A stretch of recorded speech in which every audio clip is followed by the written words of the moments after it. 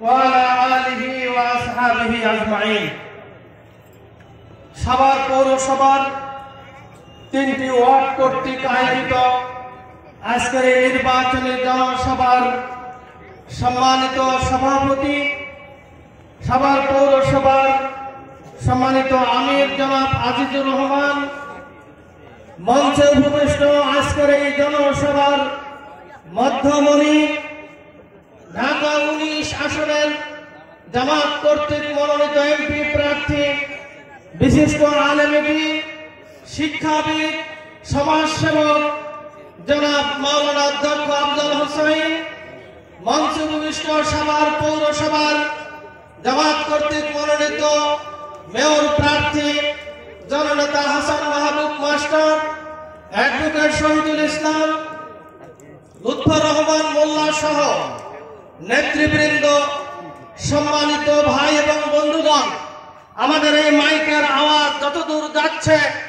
এই এলাকার ভাই এবং মা বোনেরা, জামাত ইসলামী বাংলাদেশ দেশের জনগণ বিশ্বাস করে।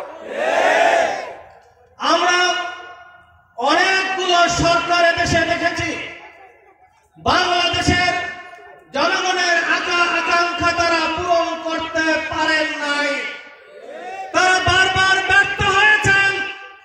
এই ব্যর্থতার জায়গা থেকেই আজকের বাংলাদেশে গণজোয়ার সৃষ্টি হয়েছে। আগামীতে এই দেশের জনগণের মতামত নিয়ে জামাত ইসলামীকে তারা বাংলাদেশের দায়িত্ব দিতে চায়।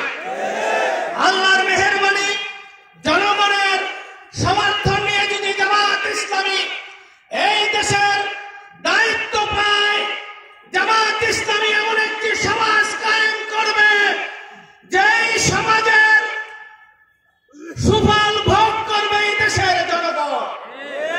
এজন্য জামাত ইসলামীর কাছে, এই দেশের জনগণের কাছে আজকের সবচেয়ে বড় চ্যালেঞ্জ হলো বাংলাদেশ থেকে দুর্নীতিমুক্ত বাংলাদেশ করতে হবে। আমরা যদি শুধু এই দুর্নীতি বন্ধ করতে পারি, বাংলাদেশ এমন একটি বাংলাদেশে তৈরি হবে, পৃথিবী বাংলাদেশের দিকে তাকিয়ে থাকবে অর্থনৈতিকভাবে, এবং একটি ভালো জাতি হিসাবে তৈরি করার জন্য আমাদের দুর্নীতিমুক্ত বাংলাদেশ গঠন করা এখন আমাদের চ্যালেঞ্জ।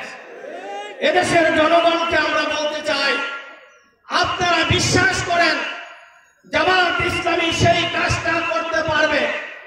এজন্য ঢাকা 19 আসনে জামাত ইসলামীর পক্ষ থেকে যাকে মনোনয়ন দেওয়া হয়েছে তিনি একজন আলেম, তিনি একজন শিক্ষিত মানুষ। তাকে জামাত ইসলামী দীর্ঘদিন যাবৎ তৈরি করে এমন একটা জায়গায় নিয়ে এসেছে।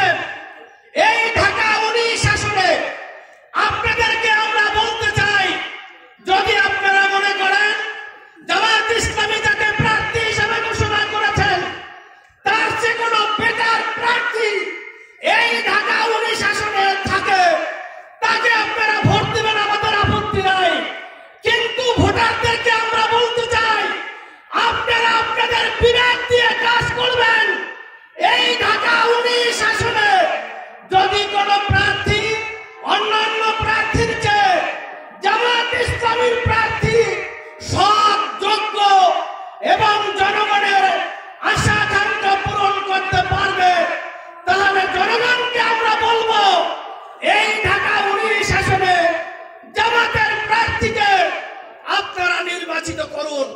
এটা আপনাদের ইমানি দায়িত্ব, এটা আপনাদের বিবেকের দায়িত্ব।